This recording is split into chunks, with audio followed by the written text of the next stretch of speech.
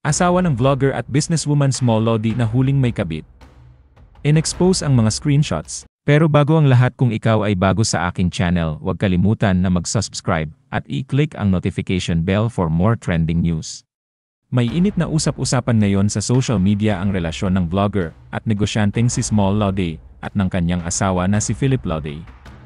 Ito ay matapos kumalat sa internet, may ibang karelasyon si Philip. Mukhang ito ang taon ng labasan ng screenshot dahil isang babae ang naglabas ng mga resibo sa pamamagitan ng isang Instagram posts ng diumanoy conversation ng negosyante sa kanyang girlfriend.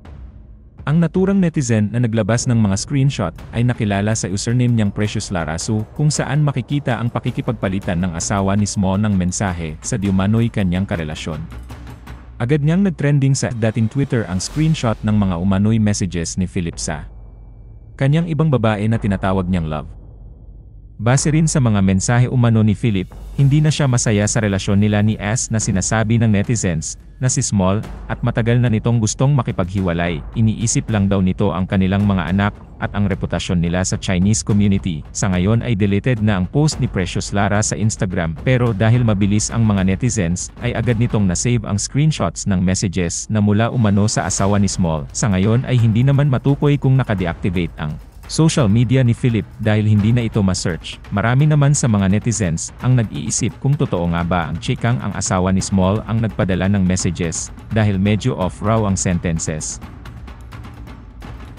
Samantala, may isang netizen naman ang nagsabi na kamakailan ay nakita pa niya ang kilalang vlogger kasama si Phil at ang mga anak nito at idiniin na fake news ito. Sa ngayon ay wala pa namang inilalabas na statement ang Lod family hinggil sa issue. Samantala, kinumpirma naman ng social media personality na si Christian Albert Gaza ang chismis patungkol sa asawa ni Small. Ayon sa kanya, totoo ang mga screenshots na inilabas ng nasabing Precious Lara.